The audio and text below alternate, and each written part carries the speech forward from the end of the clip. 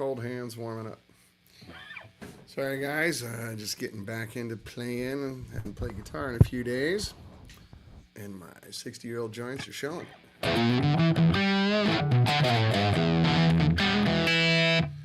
So we are now officially at 12 o'clock.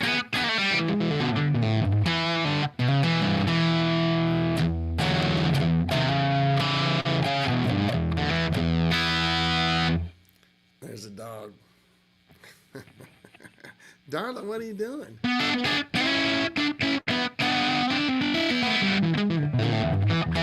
So, ladies and gentlemen, this is the Empire 2.0. Fresh back from working out over at Chaplin, formerly Henson, recording for a couple weeks with Tom Sorowski over in Brendan O'Brien's room. And going back next week, I think.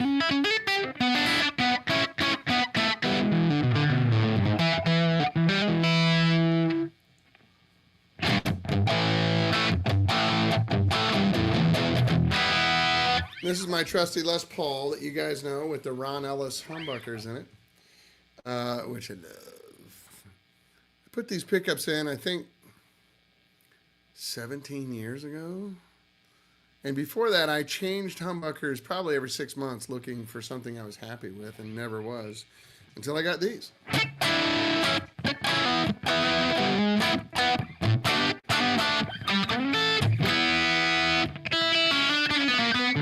I am not paid to say that, by the way.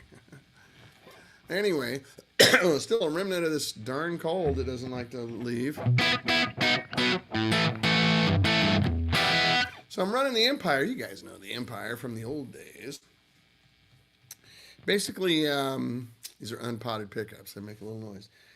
3 kind of Marshall-y channels, right? The first one's sort of really early Marshall, not real dirty. Second one that I'm on right now is more of the non-master volume era of Marshalls, you know, like 67 to 73, something like that. And then this is more the master volume Marshalls. So, you know, mid-70s up until the JCM 800. Hey, Michael Branson, how are you? Slightly underwound pickups. It depends on your perspective. To me, they're correctly wound. They're like 7.6K. They're not real light. I know by a lot of people's standards, that's really soft. I personally don't like humbuckers, you know, maybe low 8s or something as much. Then they start to just get kind of, to me, to my ears. The way I play with a very heavy right hand.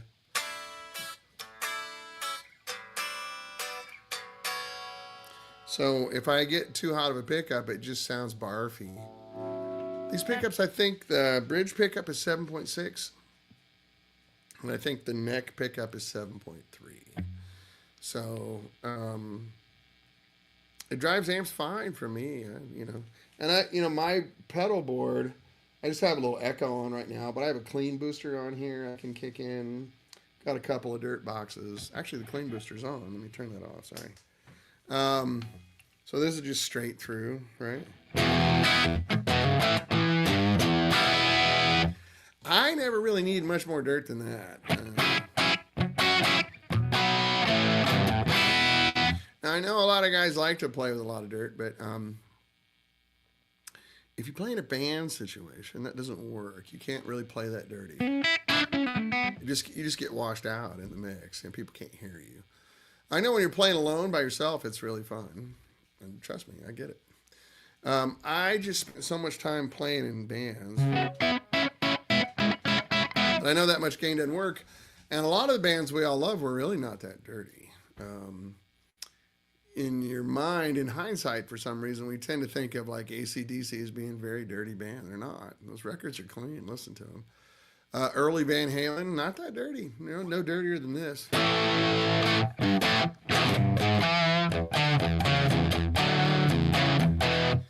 I just don't have crap loads of reverb on it or anything like that record did. Chad Boston, hey buddy, good to see you. Who correctly states, if you listen closely to most albums, it's a less gain than you think. Yeah, that's right. So like if I go down here to this, early boys channel, this is very, that's That's AC/DC's dirtiest song. You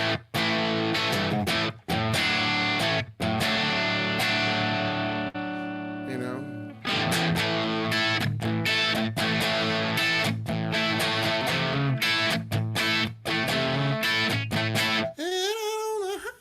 I still have no voice. Heading to the show. It's a long way. I've got that channel pushed pretty hard. It's up on 8, you know. But you know, if you go back down to here, you get a lot of the, you know.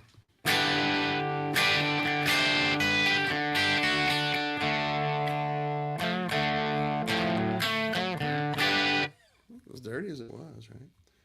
You know, get here into the non-master volume, you know, later stage thing. You've got dirty as you're going to get for Zeppelin ever. That's almost too dirty for Zeppelin. Michael Branson sitting here with my son, Jacob. Hi, Jacob. How are you, buddy? He was out of school today. He would love a shout out. Jacob, how are you, buddy? Is it good to be home out of school hanging out with Pop? Are you guys playing some guitar? Are you doing things Mom would be kind of worried about?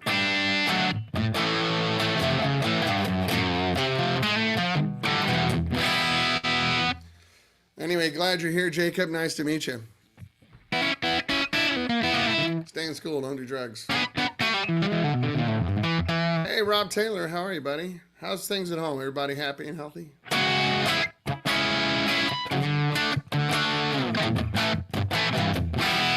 Rob Price, he's 9, watching Sing 2, right on. Welcome, Jacob. Good to have you, buddy. Rob Price says, if my Empire was 24 inches wide or less, I had an early wide cabinet version. I probably would still have it, but it did pay for my hand-wired whiskey. Okay, fair enough. I had to bring a 212 or a 412 cab to gigs. Yeah, it's not a 112 size. Oh, I have my 112 cabinet's not here right now, but there's a lot of circuitry in here. We couldn't really do it in a smaller chassis.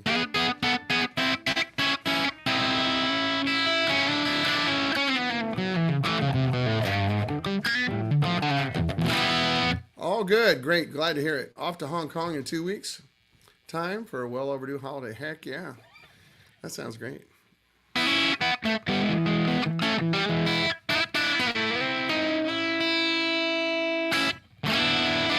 love these pickups. Anyway.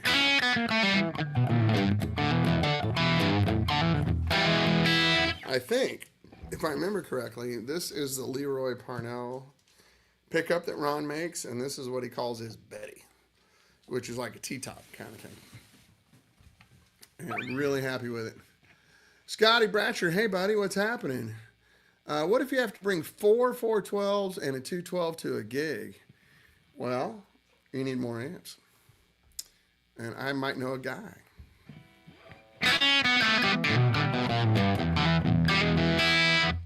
How about you, Scotty? Everybody happy and healthy at home? All good? George Lee from Tulsa. What's up, buddy? How are you? Long time no see. Your dog is really interested in what... Yeah, this is our new dog. You know, Darla. You know, we rescue border collies. She was a farm dog that was being mistreated. And she's been here a little over a year now. She's getting pretty civilized. She had a lot of PTSD, so we're taking it real slow with her. Darla, come here. Come here and say hi. Come on. Come over here. I don't know if I can get her on camera or not, but she's a cutie. Come here, little mama. Come here and say hi to everybody. Come here, Darla. Come on. Come on. Where are you? You over there? Oh, you're over here. Okay. Come on up. Come here, darls. Come here, Darla. Everybody used to know Champ on the show, and Champ has left us, unfortunately. Darla, you're almost on camera. Look. Look at the little dog. Oh, yeah. Okay. She's shy. She's now here under my legs on the floor. Whoops. Camera mess up. Sorry. Get to see what a mess my office is. That is not cool. Why is this not turning? Ah, there we go. Anyway, just picking on myself for Rob Price. Yeah, there you go. Oh yeah, I got me a good dog right here. So we kind of pick up these border collies because people buy them because they're really cute, and they don't realize what they're getting into. And I'm kind of a dog guy. So is my wife. Oh, I see what's happening here. I got cable issues. Hold on. Stand by for station identification. Um, so I grew up, with a lot of dogs, and I'm an only child, so I kind of got sort of in tune with dogs and how they think, and things that they like and don't like, and what scares them and what doesn't, and how to communicate with them without scaring them, and to give them confidence. Um, so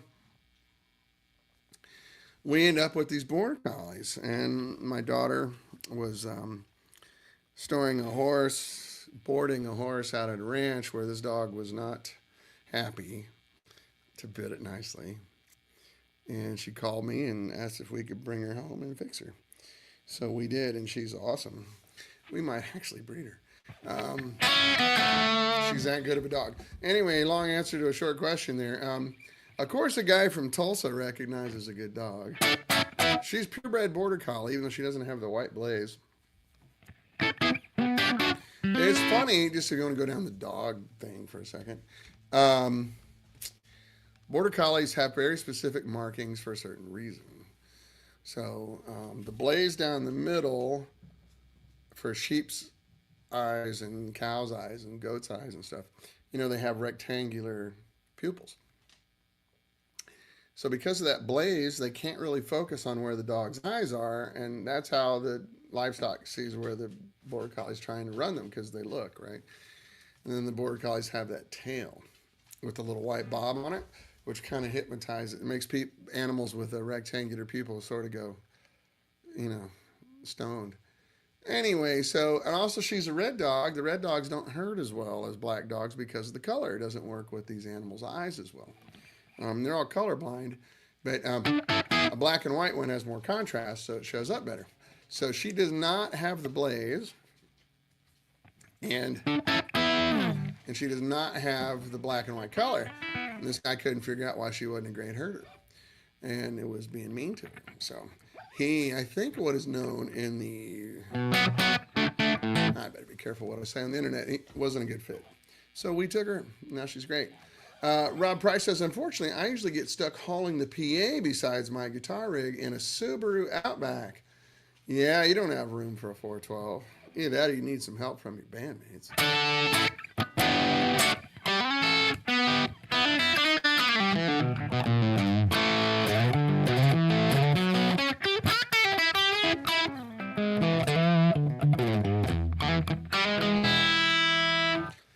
Anyway, this is the new Empire. We changed the tonal landscape, the EQing up just a little bit. It's a little more friendly, I think. A little more down the middle. Times have changed. Trip, what are you doing? We can't do that here. No, we can't do that. Dog in trouble. Look at him. He's over looking at, see him right there over my shoulder. Looking at me like, dang, dude, what did I do? We got 4 border collies here, so. I hope you like borders. I hope you like dogs, because this is Dog and Guitar Central. I'm just kind of digging this amp. I just got it back this morning from Tom. I went and met him for coffee. And I hadn't really heard it just the last time I played it here on the show. And I'm pretty happy with it. So we go all the way up to the more master volume, like Mark II master volume sounds. It's not dramatically different, right? But neither were those amps. You put them side by side. They're just sort of increases, incremental increases over the previous one.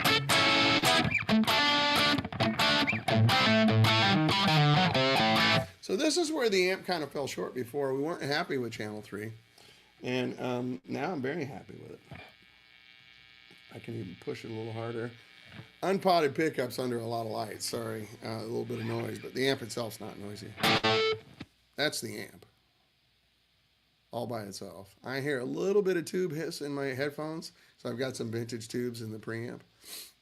This is for sale, by the way. Oh, did I say this was for sale? Hey, just so you know, this one's for sale. We have 3 of these. Just don't talk about cameras. Ha! Dogs, guitars, and amps are just fine. Right on, man. I am from Missouri, so I can say guitars if I want to.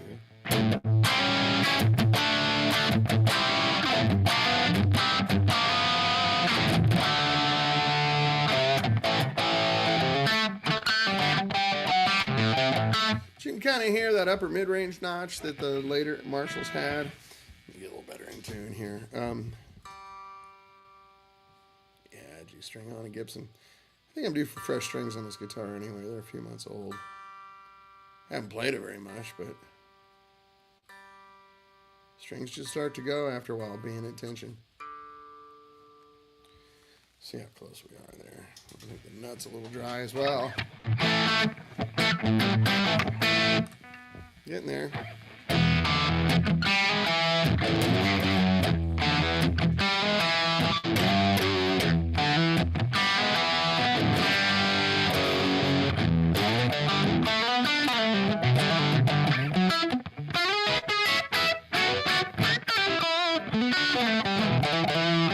Man, you play like sloppy, dude. I know what's going on. Yeah, I haven't played guitar in a while.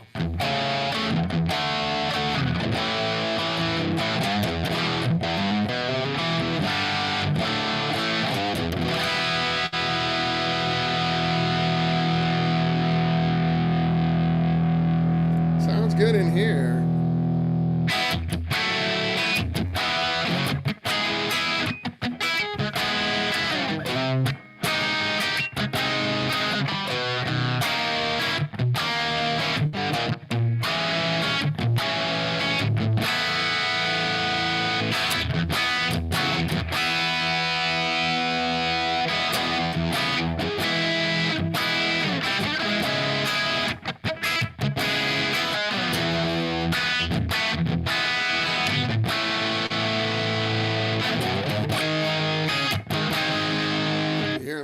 Picky here from my microphone, sorry.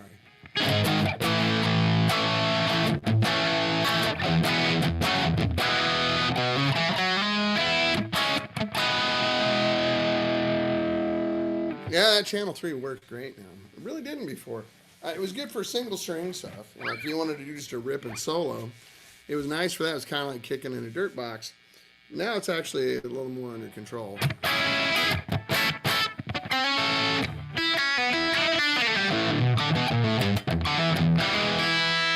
Anyway, how are all you guys?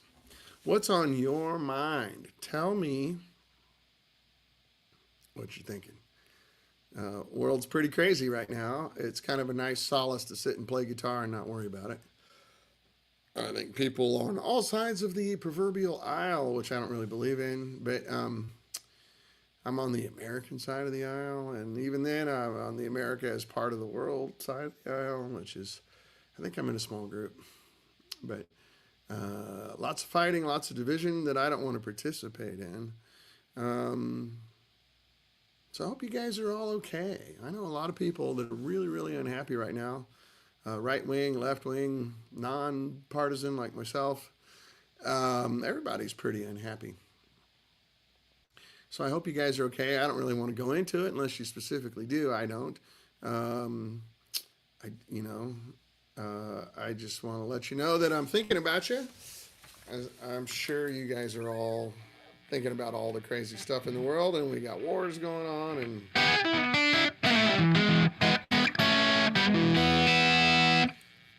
but you know, Marshall sounds. Oh, by the way, this amp is 6v6s. By the way, it's not EL34s. You know what I was thinking about doing, Scotty? If you're still here, I know you're going to dig this. I was thinking about converting one of these over to 7591s. And see what happens. It might be kind of really ridiculous, maybe. We got 3 of these. This is the new version, Basil. That's right. This is the new one. So,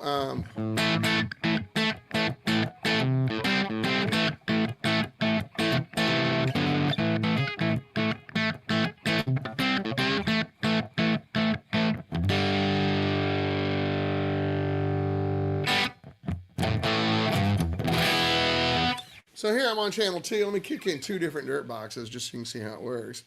This is the Behringer clone. It's a $69 clone that I think sounds as good as a real clone, and I've played a bunch of real clones. I don't think they sound any better than this. I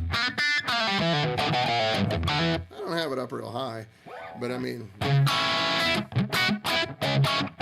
I go down to the cleanest channel here and kick that in.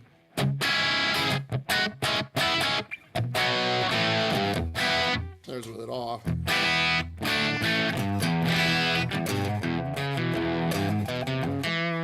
then kick it in. And then the other one I have is Josh Scott's rat pedal. And it's called the Rat Pack. He's got 9 different rats built in here. And I've chosen the one that sounds the most like what I used to use 40 years ago.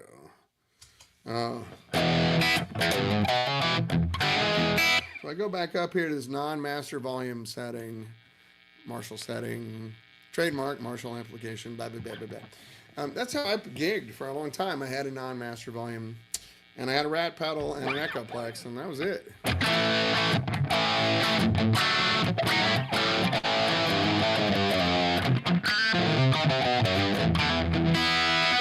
I think it sounds pretty darn close.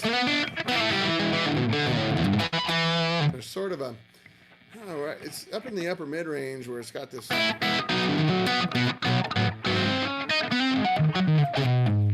It's almost kind of announcing itself, you know, like it's really good.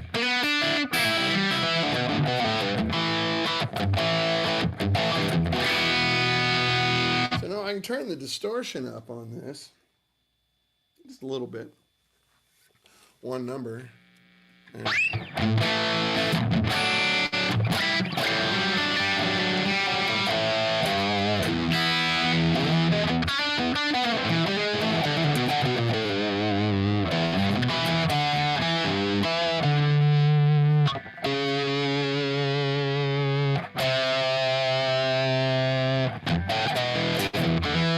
there's some really good sounds in there. Like I like that pedal, but this amp is very absorbent, you know, to pedals. You don't have to work around it too much. And then I just put a little clean booster on. I took the rat pedal off.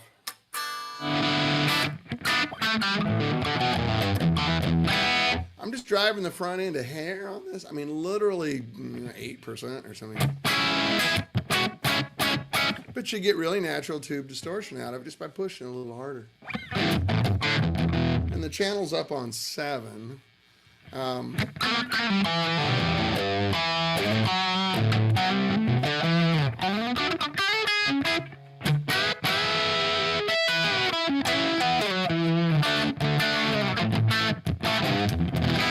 That's kind of fun rock and roll sound right there to me. I mean, that's makes me wanna get busy.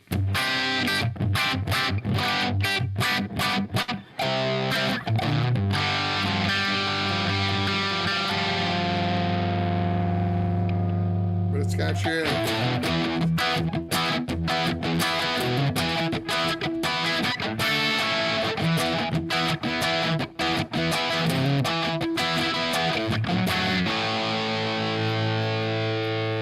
move away from the microphone a little bit, less clicky picky.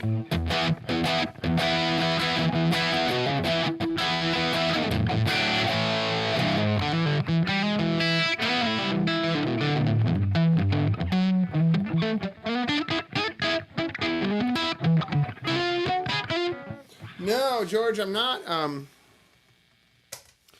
Right now, I just have a little echo on. I just turned the clean booster off. It doesn't get super clean. You know, it's a 22 watt amp. So if you want to use it for, you know, country or cleaner stuff, it works fine on this channel. And this is up on 7. There's a little hair around that still. I mean, I can turn it down, you know. It's admittedly not that loud, though, when you do that.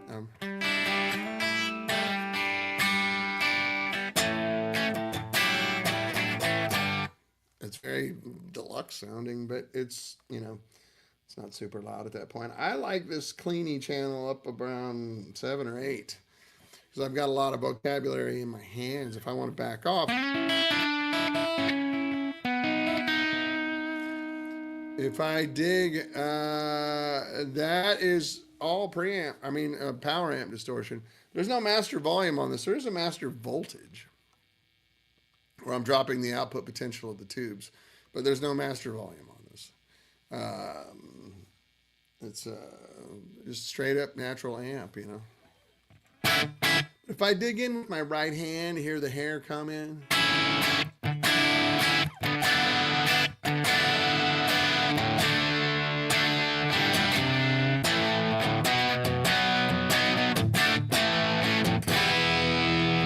This is all on a foot switch. I just don't have it hooked up. Go up to the second channel.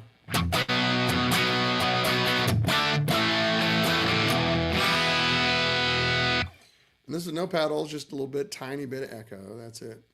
It's not like power scaling. Similar result, but it's really kind of different.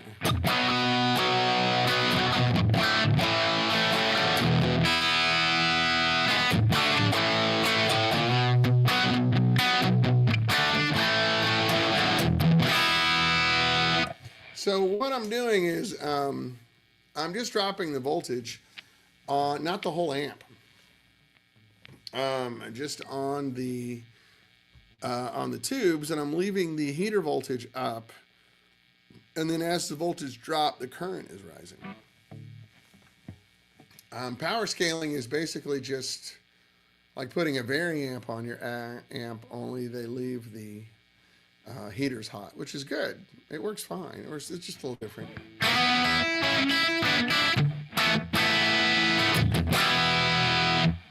Anyway.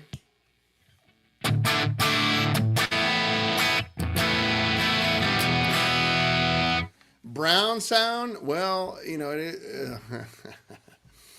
that's a whole subject. You know, brown sound is Eddie variacking 100-watt plexi that I believe had 6550s in it, down to around 90 volts 8 wall voltage, which would drop, in theory, drop the B plus voltage on the tubes down like 120 volts.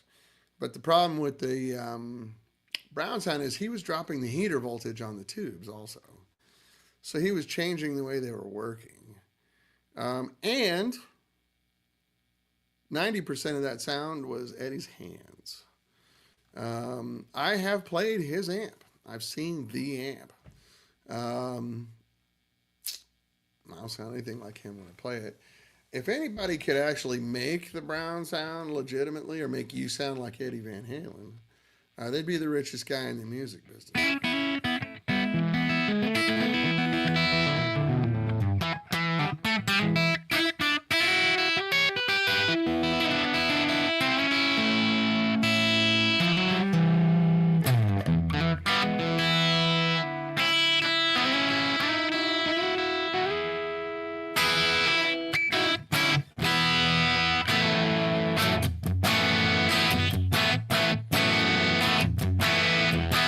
That's right, George. It is all in the hands, or mostly in the hands. Equipment can get you in the ballpark. You know, like if you want to sound like Jimi Hendrix, or attempt to, which a lot of people do in vain, you kind of need a Strat and a Marshall. But that's like me saying I got Tiger Woods' bag over here with the irons he used to win the '97 Masters. Doesn't mean I'm going to go play good golf. You know, I have John McEnroe's racket from when he won Grand Slam. Hey, Pat Garrity, how are you, buddy? Good to see you. I hope you're well. You know what I'm saying? Like, if equipment did the trick, we'd all just make that. But it does not. You guys that have heard me talk a lot have heard this analogy before. I have this little allegorical tale that I tell. So I get a lot of phone calls and a lot of messages, you know. Which one of your amps is going to make me sound like, I was mentioned before, Jimi Hendrix? I'm like, oh, any of them. Really? Oh, my God. And I go, well, let me ask you a question. Do you play like Jimi Hendrix? Oh, well, not really. Oh, I'm sorry. I misspoke. Then none of them. And I go, look, I got a little story for you. And just go with me on it. because there's going to be some things that don't make sense. Hey, I'm glad you're good, Pat. Thanks for dropping in, man. Um, so I have a time machine built by Reinhold Wagner. Um, we're going to go back to Woodstock, 1969, about 8 in the morning, right before Jimmy goes on. And I'm going to say, hey, Jimmy, this is my friend. Can he play your guitar for a second? And Jimmy goes, yeah, sure, of course. And he's got a fuzz face and a Strat and two 100-watt Marshalls cranked all the way up. And you are going to sound like trash cans rolling down the street playing that rig. And Jimmy's going to grab it and go, no, man, do it like this. And it sounds perfect, right? And I go, hey, Jimmy, guess what? I have a time machine. Come with me. I'll bring you back to this instant. No one will even know you're gone. Okay, cool, man. Let's do it. We bring him forward and we hand him your Paul Reed Smith guitar and plug it into your Dietzel or your Bogner amp or whatever, modern high gain amp, which are all great. I'm not dissing them. They're good amps. They're very different than what Hendrix played, though. And he plugs in and he plays, and it sounds, damn if it doesn't sound exactly like Jimi Hendrix. So you get my point, right? And there's a story from when I went to music school. I got to sit in a room with Eddie Van Halen in 1986, I think. And I heard him play a Japanese, Stratocaster reissue through a Kalamazoo Model 2, and it sounded just like Eddie Van Halen. He played sort of an eruption-y kind of thing. And it was perfect. Sounded just right. So it was at that moment that I was probably the only guy in the room that didn't go, oh, I'm going to go down and get me one of those guitars. Excuse me. Cold remnants here. I apologize. So anyway, back to the point. I wish I could just give you the Brown sound. There's a lot of people that have tried. There's a lot of guys that make straight up Marshall clones that are going after that, and no one's ever got it because they ain't Eddie Van Halen. I don't mean to be lectury and preachy, George. I don't mean it that way. I'm saying let yourself off the hook. Here's the good news. Eddie Van Halen could have never sounded like you. You can't sound like other people. It's impossible. You can get close. You can play the list just right on the right equipment. And darn if it isn't really reminiscent of something that you really like. But if you put it side by side, it doesn't sound the same.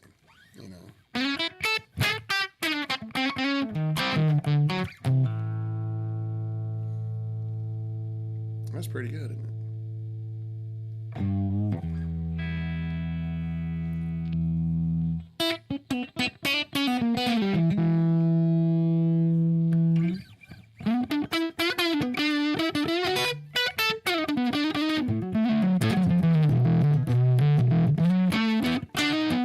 Basil, I sound like a monkey. You and me both, man.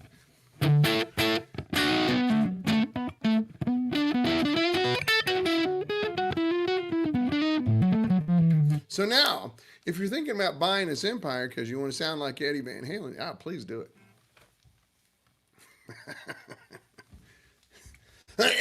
I can't laugh. I still got enough left of that darn sinus infection.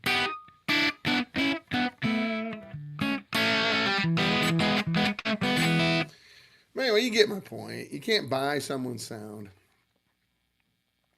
You can have fun chasing it, of course. And if you have the budget and the time, it's a fun little folly. It's really cool. I dig it. But let's just be honest. Rob Price correctly says, thank you, Rob, for this. There's a lot of difference between a 1969 Marshall Plexi and an EV8 5150. But Eddie sounded like Eddie through both. Oh, those are very different amps. That amp's like 7 gain stages, and it's really gained up. But Eddie's sound changed. Like I saw Eddie, the first time I saw them live was the Van Halen 2 tour, and then I saw them on Women and Children First. Right. Yeah, no, Pat, around here, everybody kind of saw the rig in LA. He variacted them down to 90 volts AC out of the wall, which, general rough math is every volt rectified in an amp like that's about 4 volts. So if he dropped it, let's say, wall voltage is 120, it's really more, it's higher than that, but let's just for easy math, 120, and he dropped it 30 volts, that means he was dropping the B plus on those amps. A 6900 watt Marshall could have been anywhere from about 480 volts B plus to 515 or 530. So he was dropping it down to at least 400 volts, possibly 380, which changes the sound quite a bit. But the main thing when you do that on a variac, and Pat, you know this better than I do because you're so good with managing electricity, he was dropping the heater current at the same time, which runs the plates on the tubes a little colder and makes them act differently. So instead of 6.3 volts, on the plates, 12.6, on the rails, 6.3 on the cathodes of the tubes, there's probably down around 4. That's a big difference. That makes a big difference. It also makes tubes wear out a little faster because the tubes are kind of like, hey, I can't keep up. I don't have enough resources to keep up, which is what made them sound good. But the legend has it over at Groove Tubes. Miles Rose used to work over there, and Aspen told me all about this amp. That he would come in and get, I believe they were Sylvania 6550s, and he would buy them by the gross. Like they're getting ready to go out on tour. He'd buy 144 power tubes because they didn't last very long, and that way they could get through the tour. So they were changing tubes every 3 or 4 shows.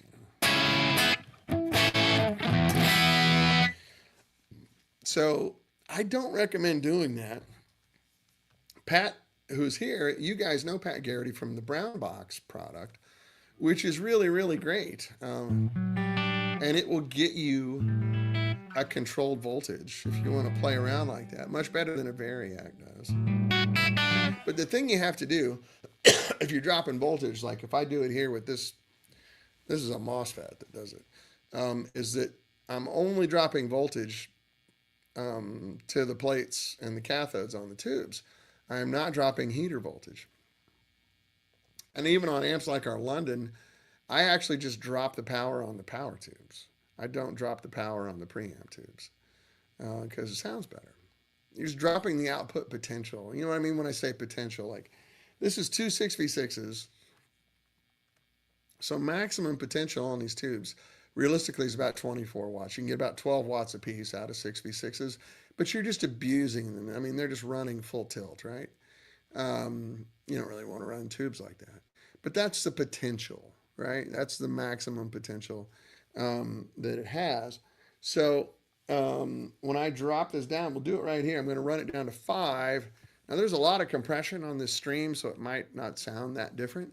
But now what I've done is drop the potential of this amp down to about 5 or 6 watts for each tube. So it's about a 10 or 12 watt amp, right?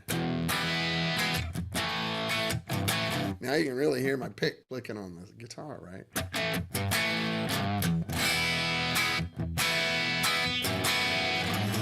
But at the same time, Pat knows Ohm's law really well. If you drop voltage, current has to go up for you to get the same behavior out of something. It's a reciprocal relationship. Might have been 6 CA7s. Yeah, that I've heard tales of everything. So yeah, probably so. There's a lot of apocryphal tales here around LA. But so now if I take it really low, we can get down to where the tubes almost shut off, where they don't have enough voltage to operate. So I've got the master voltage on 2 right now. So I've effectively made the potential of each one of these tubes about 2 watts, right? Now you can hear my guitar acoustically better than you can through the other. I think the tubes might not be working. That's too low voltage, right?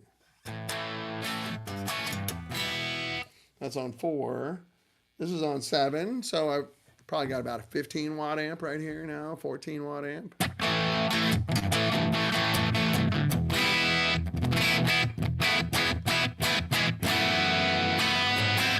That's right. I think, Pat, thanks. That's a really good description. Isn't that what they call cathode stripping? Is that the slang term for that?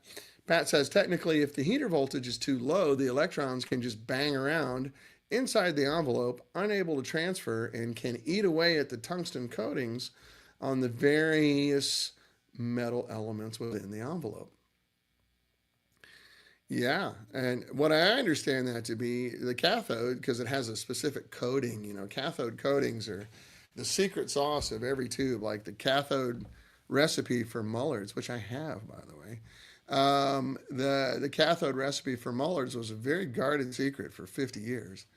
But anyway, if you don't give the cathode the energy that it needs to work correctly, that coating will start to just come apart. It can't take it. So anyway, we're really going down the rabbit hole here, but so that was the key to Eddie's sound. Back, George, to your point about the Brown sound. So this is the technical description versus my street. I'm more of a street engineer, cocktail napkin guy, whereas Pat's a legit engineer. He's the real thing. He's probably sitting behind his keyboard smiling right now going, go on, Dan, tell me more. My claim to fame is I know how to make things sound good, but Pat's a legit engineer. I'm not. I took some engineering classes in college, but that was it. I took electronics classes in high school at the Career Center. That's how I learned the stuff. And then going to the University of Missouri Library and going down in the basement and reading through stacks. I'd go to the library and go, hey, I'm working on old vacuum tube amps. What should I read? And the guy would go, oh, yeah, RCA tube manual. That's just start with there. And I'm like, man, this is some dry shit. He goes, yeah, well, that's how it starts. And then I had some old textbooks from the 50s that they used at the University of Missouri to teach engineering students about how vacuum tubes worked. Now, I'm not saying I read every page and I mastered the whole thing, but I came to a good understanding of it. Basic. I saw the forest for the trees. Pat Garrity says, I've forgotten more than I remember. Old age. Well, you and me both, brother. I am hip. So anyway, that's what was going on in Ed's amp. And he figured out, I don't know that they even realized what was happening other than, I like the way this sounds. And it's I get a lot of messages here, sorry. It's a good sound, but it has its cost. And one of the costs is it eats tubes. And in today's environment, eating tubes is not something I would recommend. There's not that many tubes around. And, when Ed could go in and buy a gross of tubes because they were going out for 4 months, to go on tour, that's a luxury that no one really has anymore. Unless you're, insanely wealthy. A gross of those tubes now would cost, God, I don't know what, quite a bit. I don't know what it. I think you're right, Rob. A lot 687s. I know we used 6550s for a while, but I think you're right when you say that 687s. Those would be now. Vintage Siemens 6EA7s, $100 tubes. So that's $15,000 box of tubes. Most guys can't do that. Ed Van Halen could, of course. But back then, those tubes were $5 or $8 or something, wholesale. Wasn't a big deal. So yeah, I spent $20 on tubes tonight, but our show sounded great. Okay, that makes sense. Hey, Tom Fox, how are you, buddy? How's things in Australia?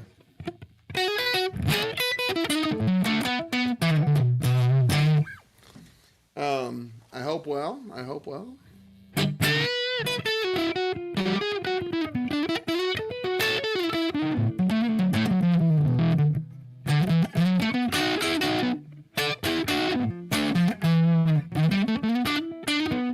Yeah, I think I told you guys when I did the electronics class in high school, had these 2 old retired Air Force guys. Hey, Lorenzo, how are you, buddy? Thanks for dropping by.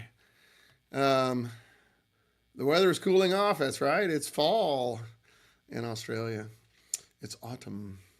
But anyway, I had these two old dudes. I took electronics because I wanted, my ulterior motive was to ask them about tubes. But we were learning the first integrated circuits, right?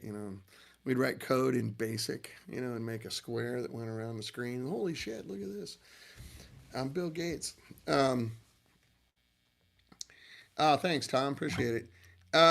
Anyway, so at one point, I went up to these guys and started talking about, like, hey, what do you guys know about vacuum tubes? So this was like 1980, maybe 79 or 80. And they were retired Air Force guys. I'm pretty sure they were World War II vets.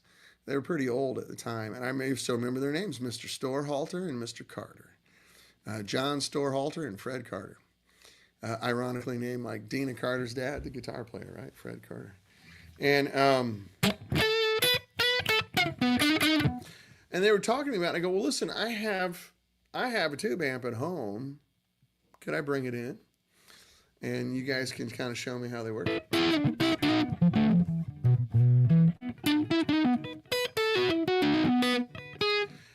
And they did. And they showed me how gain structures worked on tubes and, putting them on a scope and getting a nice, pretty fat sine wave, all this kind of stuff. Pat says, one test mod I wanted to try but I never did was to add a separate heater supply and hold them at 6.3 volts and play around with the B plus levels. Yeah, that's kind of what this is.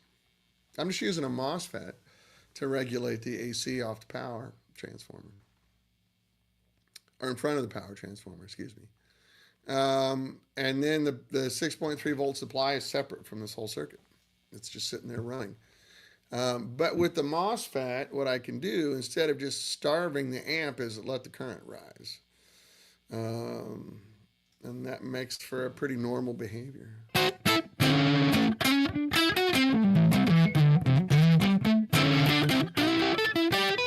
doesn't raise that much. Like when you're dropping, we're down at, such voltage ranges where it doesn't go up a crazy amount, but it goes up enough to where the tube doesn't start sounding gritty and sandy.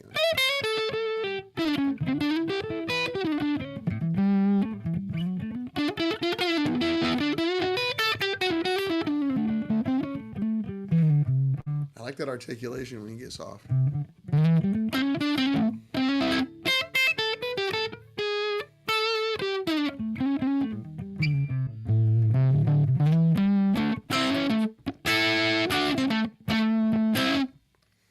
Middle position. Roll the neck pickup back just a hair.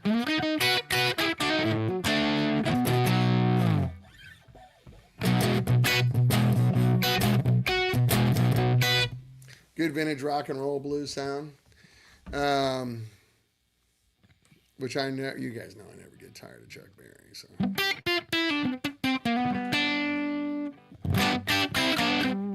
Well, 19 years old, sweet as she can be.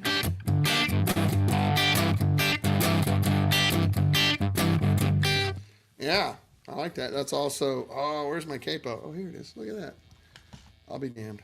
I've done this on the show a lot, but there's a couple of specific tones that I love. Is that right? No. Yeah, it's going to be here.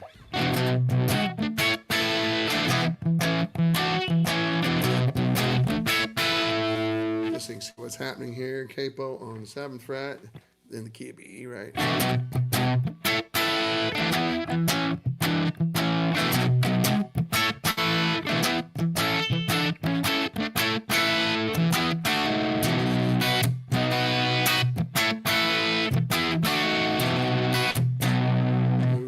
Strings not happy with the capo on, but you get the idea. That kind of sound, very vintagey, not real tidy. You can play it without a capo. It sounds a little different, but oops.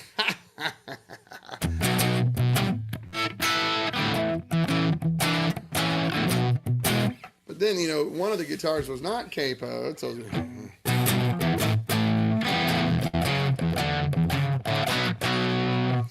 I knocked it all out of tune here. Let's give it some love. Anyway, you guys get the idea. Man, we're burning through time here. Like Like Marty, Back to the Future. Burning through time. Anyway, so we got about 10 minutes left. Yeah, it's a very vintagey sound, Tom. That's right. Go up here to channel 3 just for fun.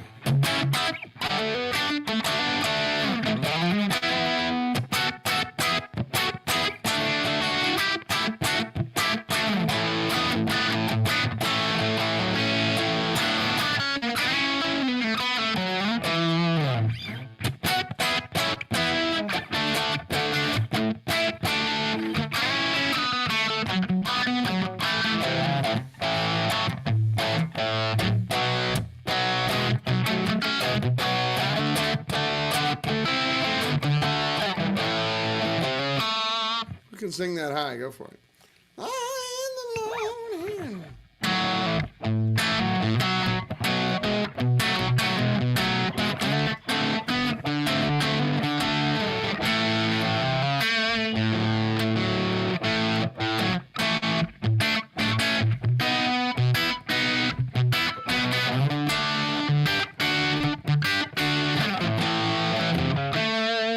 Yeah, I dig it.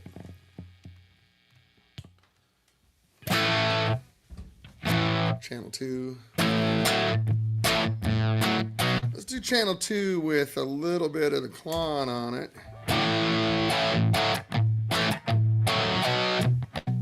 Clon and a clean booster. Just as all mild enhancements. I'm not pushing these harder.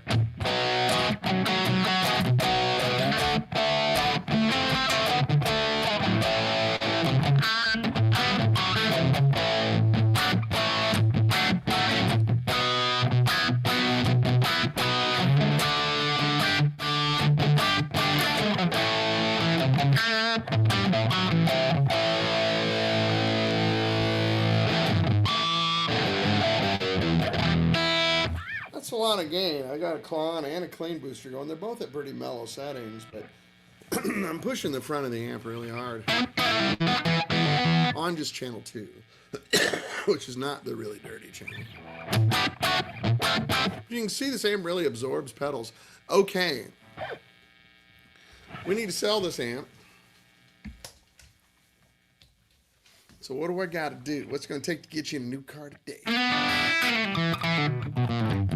Basically, it's a resurrected chassis. There is a tiny little mark on the cabinet right here that I just did today, moving it around. So I'll give you a little allowance for that if you want. Anyway, contact me. I'm all over, social media. danboul@me.com. I'm really good on Facebook Messenger, Instagram Messenger.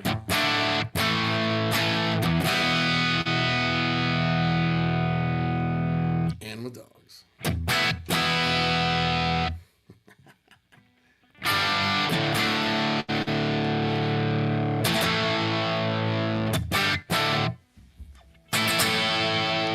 But I do got to head out here in a minute. Going out to see my friend Lance Lerman out at OSL.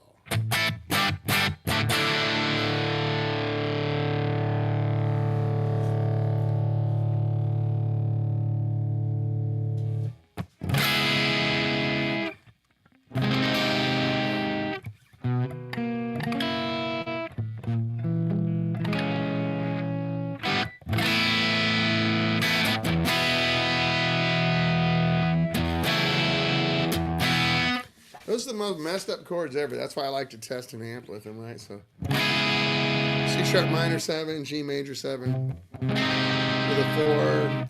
This is like a B flat 6, 7. And then a diminished, B flat diminished. Then an A9.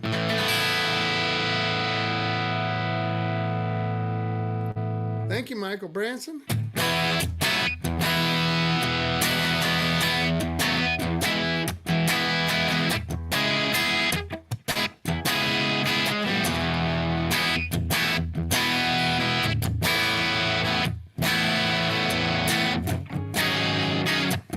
such a great progression. When you play any guitar through any amp with that progression, you kind of go, okay, it works.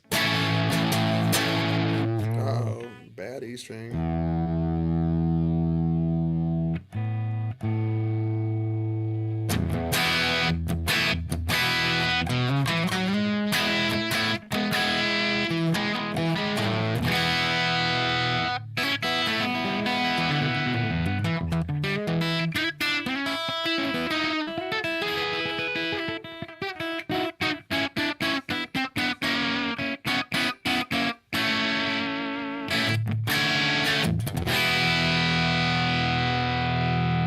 Man, I like playing guitar. I don't know about you guys. I'm still just like a little kid, and I'm 60 years old. And I'm just noodling here playing nonsense, and I'm still like, oh, this is great. You know? I'm really playing stuff because I want to hear how the amp reacts. I'm not here to trying to perform music for you. I know a lot of guys do that, and they just wow you with, oh, I have a prepared piece for you. But it kind of draws attention away from this. I'm trying to focus on this. This is what I want to, you know.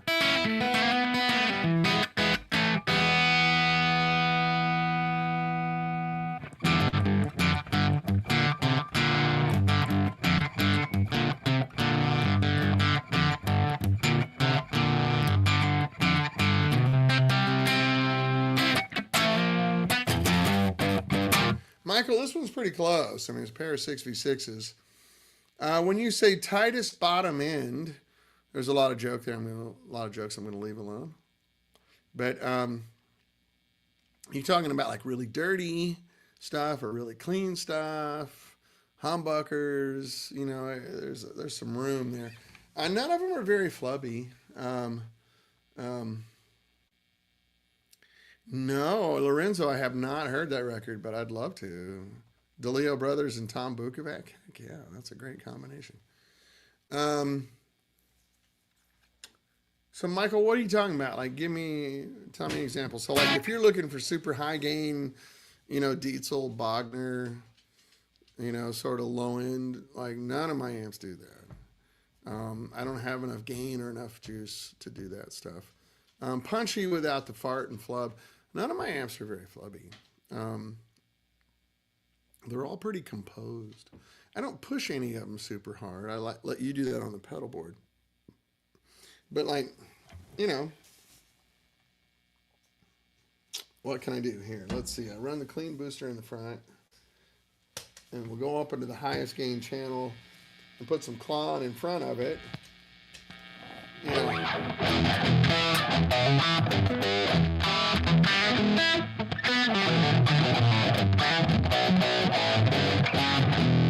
That's way more gain than I like, but it's still tight. It's still fine. You know, I don't have a lot of gain stages in these amps compared to a lot of the high gain amps, so I can overdrive the preamp tubes a lot easier and make them sound unhappy. But nothing's real flubby.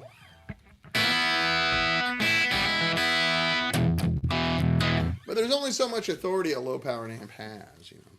Like if you run this into a 412, it sounds great. It's like, come.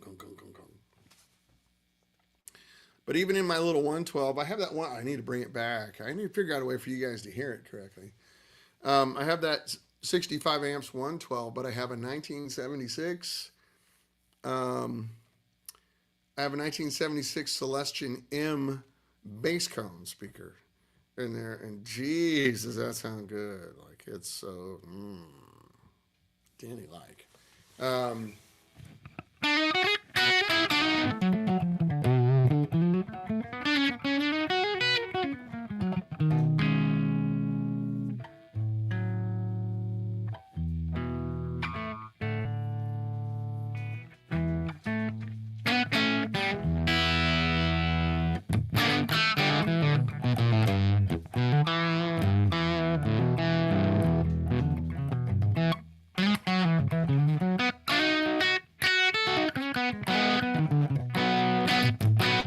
Position to play guitar in. Yeah, I hear you, Michael. Kind of deserves a lot more questions. We can talk on Facebook Messenger if you want. I can try to narrow it down for you. Is there... Jamie, hey, buddy. I've been playing with some of the Benson overdrive pedals in front of my 65. Pretty nice stuff. Oh, cool. Right on. The lead singer from Yes sings in one of the songs. That's cool. Yeah, that's great. I'm going to go ahead and shut this down. We can talk for a few more minutes. No problem. But I do need. I'm stuck on something. Band-Aid stuck on you. It's about time to get out the Rickenbacker and Gretsch and do some Beatley stuff, right? Anyway, yeah, we haven't done Beatle guitars in a long time. I should do that. Yeah, Michael. So the thing that I've run into over the decades doing this, Michael, and is that when people use adjectives to describe sound, we're often not talking about the same thing. And it's not because there's anything wrong with you or anything wrong with me. We're describing subjective things that are, like people say to me, I want something that's chimey. And then when I drill down on them for a while, they mean something completely different when they say chimey than I do when I say chimey. Or something that's, you know, woody sounding, things like that. They mean different things to different people. And I was down in San Diego for 2 days. I went to Ron Ellis's shop for afternoon on Tuesday, and we were talking about the same thing. He has a lot of phone calls. I want to sound like somebody else, so you got to talk them off that ledge. And then B, which one of your products has a whatever sound. And then when you talk to them for a while, you realize you're talking about different things. So when you're talking about tight and articulate, to me, I like the 60s and early 70s Marshall cabinets that were made with finger joints, and they were very tight and punchy. They did not have a whole lot of bottom end like modern cabinets that are made by just getting nailed together, because those are woofy sounding to me. You can always add that into the mix later, but in a band situation, that's not very useful. And that's all what I think of. Now, if you're sitting at home playing by yourself, it's big thumpy sound. It's kind of fun. But if you're on stage, that just turns into mishmash in the bottom of the mix, because there's a kick drum next to you and there's a bass player. And maybe there's a keyboard player who's down in the lower octaves as well. So if you're down there too, it turns into a jumble, and audience members can't hear the difference. And to them, it just sounds like a mess. And there's a lot of guys I've seen that are famous for using tons and tons of effects. And when you hear them play in person, like just by themselves, it sounds really cool. You hear them in a mix, you're like, well, I can't make it out. Like, what's going on? And so when you say tight and I see, not high gain, articulated. My Memphis, which is a Monterey, really, has so much low end that I like the articulation on the top strings. Um, yeah, that's one I played last week. I love that amp. I guess the bat is percussive. I'll send you a message a bit later. Yeah, I'd love to get you. Anyway, sure. So percussion to me is a mid-range function.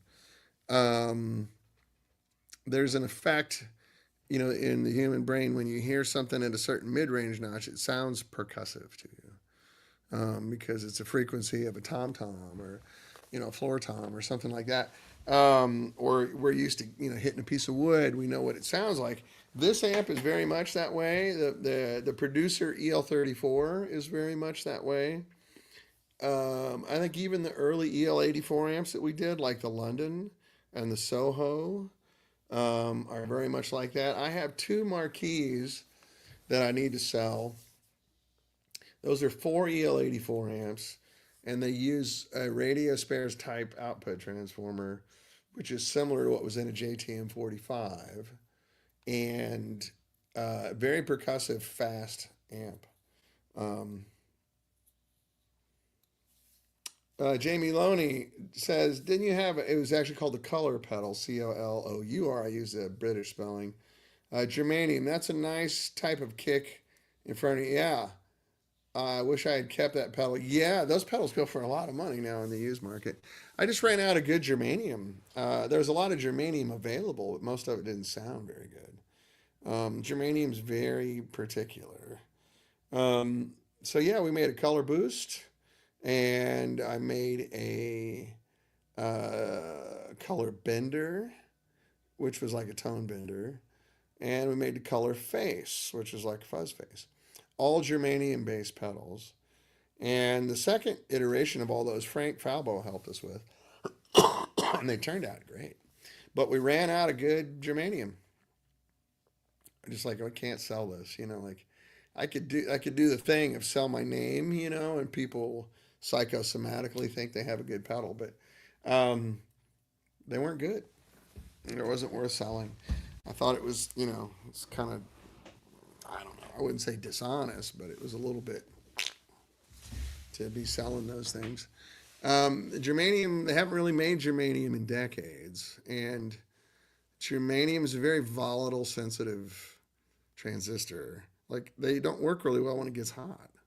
Like if you go outside and play a gig in summertime in the sunlight, your germanium pedal will start to sound like it's melting because that germanium transistor can't take the heat. Um, excuse me. So they're kind of a particular thing. I love the sound of germanium, but you have to do it in a controlled environment, and it has to be good germanium. There's not just because it's germanium does not mean that it's good germanium. That's like saying beef. Like, oh, I had a quarter pounder, really, because I had a filet mignon. Well, they're both beef. What's the difference, right? There's a big difference. So, um, long answer to a short question. Yeah, the color boost is great, and there's no difference between the first version and the second version. Um, uh, the case was a little different, but the circuit was the same. Only the second one was done on a printed circuit board, but the circuit's exactly the same. The components are the same. We're using full size amp parts in those pedals, not little computer parts, right? So, full size resistors, half watt resistors, the same coupling caps that I use in the amps that are 400 volt amps, 400 volt coupling capacitors. When you look in, most pedals are using those little tiny computer parts, which are a lot cheaper and they sound fine. They're just different. Rob Price says the color face was the best fuzz face type pedal I ever played. Oh, thanks, man.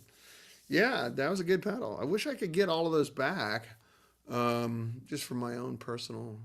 At the time, I thought, we're just going to keep making them, so I don't need to keep one for myself. Sell it. Give me the money.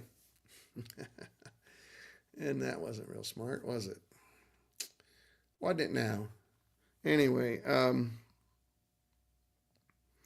yeah, germanium is a big subject. I see a lot of guys selling germanium pedals now. I don't know if they come across a good supply of germanium that I wasn't aware of before, because I would have kept making them as long as I could source good ones. Um, Tom Fox says those pedals were on my wish list to own. Well, they're still around. If you go on reverb.com, there's always somebody selling something. But a lot of people don't sell them. There's not that many used ones around, but they do turn up. If you put an automatic search on eBay and reverb.com, they'll turn up. You'll find one. They do turn around. So I did low light today. I just have one overhead light on. I had my eye redone.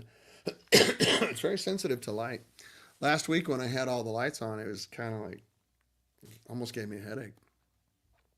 My brain has not adjusted to my new retinas. You still love yours? Which one do you have, Rob? Is that the color face or the color boost? The color bender was killer too. I liked it all. They were all really fun. Yeah, the color boost is really great. Crank it up and then roll your guitar back, and you get that Ticket to Ride sound. It's just really good. Really nice. Well, anyway, so it's about 10 after 1 here on the West Coast. Oh, the face. Oh, right on.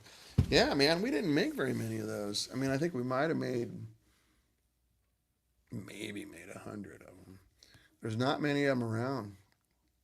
You don't see a lot for sale. This hair just sticking out right in the camera.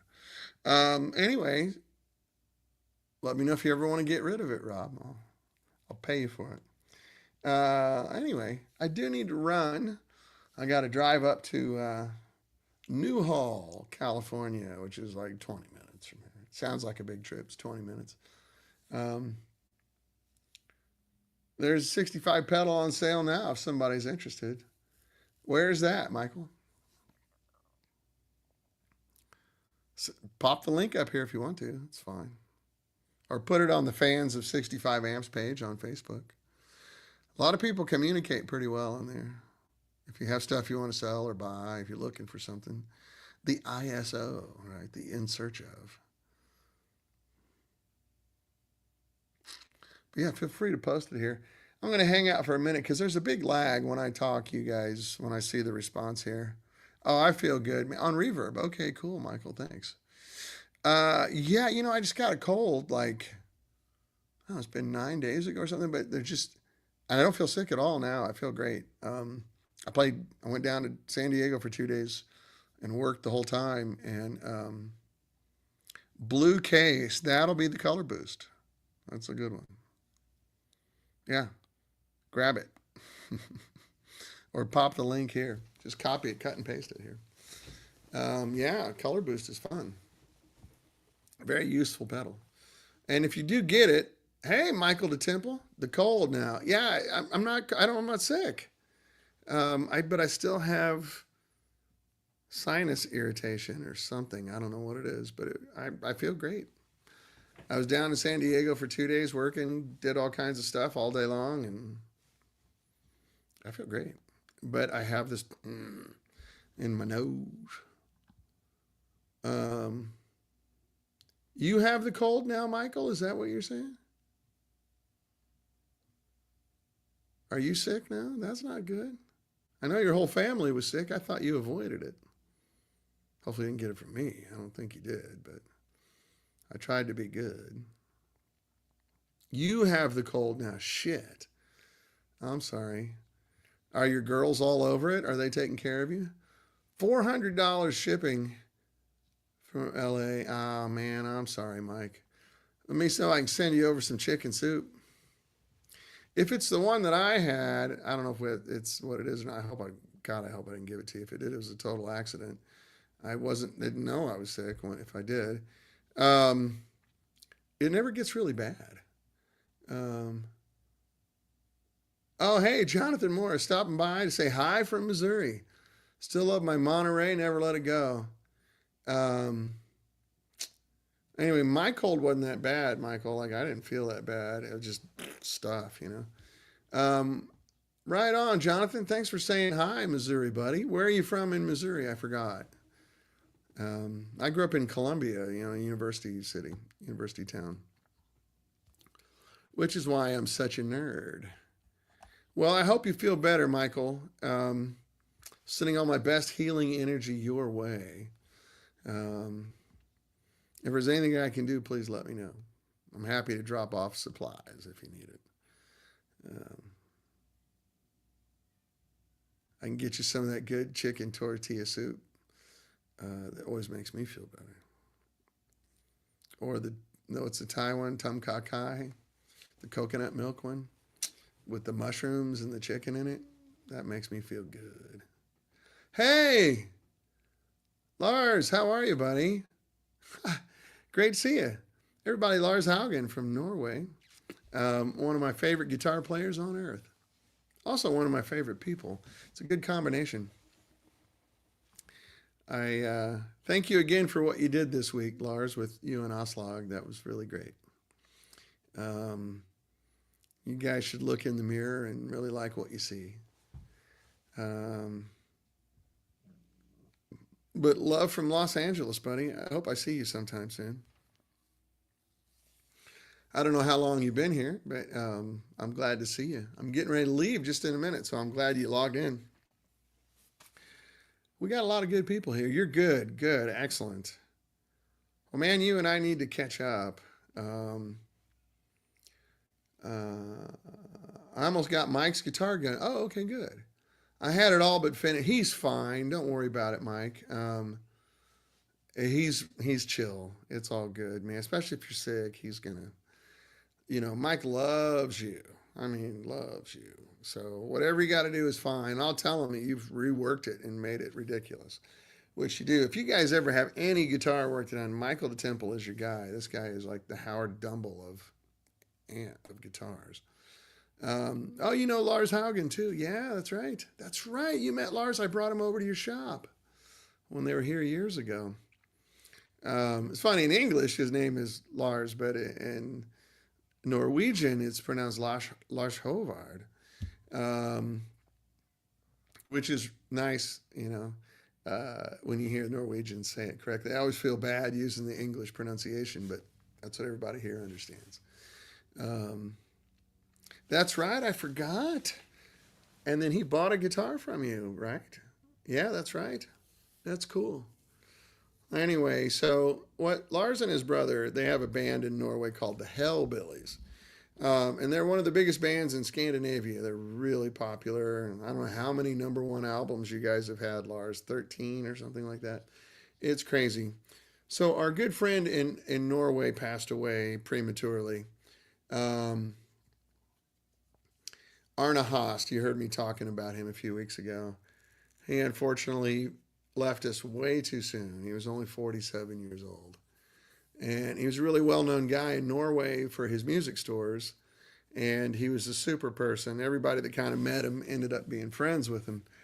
I always describe Arne as he was the guy that everyone who was friends with him were sure that they were his best friend. You know what I'm talking about? Those kind of special people that do that. And Arne was like that. And so Lars and his brother Aslag, who front this huge band in Norway, went up to his service and sang and played for his family at Arne. It was really, that's top notch human stuff right there. Those are really good people that do those things. And the Haugen brothers did that happily. One more reason that I'm really happy to say that I know them. And when I was in Norway, they treated me like family. It was really great.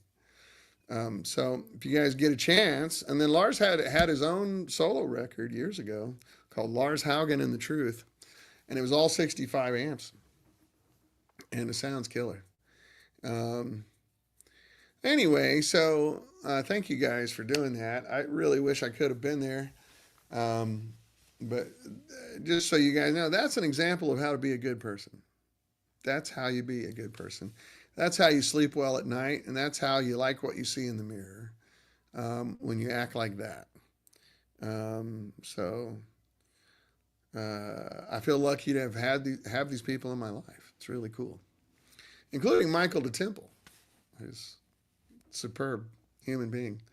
Even though you're sick, man, I can't stand it. I'm getting all preachy and philosophical here. I'm sorry.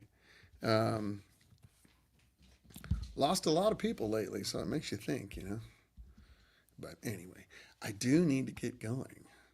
Um, Michael, I'm going to take this body out to Lance's shop and have them just age it before we put it all together. Because the main purpose of this aging isn't for look so much as it is to thin the finish out and make the wood vibrate, right? So um, I'm just going to put a pick guard on it and a control panel, and they can work around that. Does that sound good? And then I'll give you time to get well, and then I'll come over and help you. Um, it's good to have buddies. Hard to find later in life. That's right, Michael Branson. Um, I'm a lucky guy. I have a lot of people that I consider to be really good friends. I think I have an inordinate amount of people that I consider to be really good friends. Um, Thanks, Michael. I'm going to do that. I could tell by your reaction when I mention it to you. That's what I should do. But I have a lot of really nice people around me. And, I try to surround myself with people that I think I want to be more like them. I want to learn from them and learn how to be a better person. And I have a lot of people in my life that are like that. I kind of seek them out. Michael the Temple's one of them. Lars Haugen is another. You see a lot of my friends pop in here, but um, it makes life a hell of a lot better. And I love it walking away from somebody going, you know what? I paid attention. I learned a little bit today. I learned how to be a better person. because we all need that. God knows I do. Um, so, yeah, life is short. Enjoy your friends, enjoy your loved ones. Make sure you tell them. Okay, I'll stop preaching. Um, I know I get carried away. My friend, I got a couple friends go, dude, you should just be a preacher, like a TV preacher. But I don't preach about religion. Um, anyway, I gotta go. I gotta go and shut my mouth and get out of here. Anyway, do you guys have any questions or thoughts or anything? I got off track there. This Empire is for sale. It's an Empire 2.0, and it's fully warranted. Lifetime warranty, the whole bit. This one, unfortunately, I just put a little ding in the Tolex right here that I can smooth out. So I'll give you $100 off for that if you want to talk about it. Um, Michael the Temple says life's hard, but it's harder when you're dumb. That's right. Totally. And I think life is progressively harder for dumber and dumber people. They don't understand life, or they don't understand that the world's full of a very different kind of people all over the place, which I personally embrace and love. And you're from where? And you eat what? And you believe what? Tell me more. I want to hear about that. Where I grew up, everybody looks like me and acts like me and thinks like me and goes to one of 5 different churches that are all incredibly similar. Um, so, there's African Americans there because there's a little legacy in Missouri. But for the most part, 90% of the people are exactly like me. Where's your grandparents from? Ireland? Oh, me too. How about you? Germany? Oh, me too. Okay. England? Yeah, me too. We all look the same, act the same, sound the same, eat the same shit, believe the same stuff. I did. I left a long time ago. I left. I left in 1986. Um, I still love Missouri. I still love to go there and visit. And there's some really beautiful places there and beautiful people and all that stuff. Um, it's just fun to be out here. Fun to be out here with all the craziness. So I'm not putting down Missouri. I know there's a couple Missouri guys here. Missouri's a lovely state. Um, how much for the Empire? Let's talk about it offline, Kurt. If I start talking about it here, the algorithm figures out that I'm trying to sell something and wants to charge sales tax. But I think just under 2,000. So brand new, this amp was almost 3,000. If I were to make it now with current market cost of components and everything, I would probably have to charge about $4,500 for it. So somewhere in the neighborhood of. And I'm flexible. We can come to terms, make it work. Um, um, I don't know where you live. Shipping matters, all that kind of stuff. Um, but yeah, can you get a hold of me on Facebook Messenger? We'll work out a deal. There's many ways to skin that cat, as they say in Missouri. So let's figure out a way to do it. Anyway, Michael, life is harder when you're dumb. And I'm dumb, but I'm not stupid. Anyway, you get my point. I gotta go. I can sit and talk with you guys all day. What's funny is if I keep talking, people keep showing up. That's why I never leave. I'm looking at the head count here going, oh. It comes time. If I stay on for about another 15 minutes, it'll go up like double or triple. Makes wondering about those marquee prices now. In the same range. I'll probably do a little better on the marquee, especially the used one. The used one, I can probably do a few $100 better than that on it. The marquees are good, especially if you pay Mike to put in a master voltage mod on that. That works really well on a marquee, like really well. Then you got a low-powered, crunchy amp that kills. That does cost a little money. There's a lot of parts involved, and about, I think, 4 hours of labor. So, but he'll cut you a square deal on it. Anyway, I gotta go, fellas. I love you. Michael DeTemple, feel better. Lars Haugen, thanks for dropping by, man. All the rest of you, nice to see you. Thanks for the questions. And I'm on Facebook Messenger. You want to talk about amps for sale? I got a few for sale, like that Monterey I was playing last week is for sale, and we have 3 of these Empires. I have 2 Marquis. We've got a whole bunch of like Venturas and other stuff, and then I'll be back in production this summer. It looks like just initially with maybe a little Elvis and the Stone Pony while we're working on prototypes of the new stuff, and I'll bring the prototype back and we'll play it some more. I gotta go. I can't seem to let go of you guys. I'm stuck on you. But I do got to run. Thank you so much for wasting your time with me. And I'll see you next week. And have a lot of fun. Everything's going to be okay. You trust me on that, okay? All right. Love you. Bye.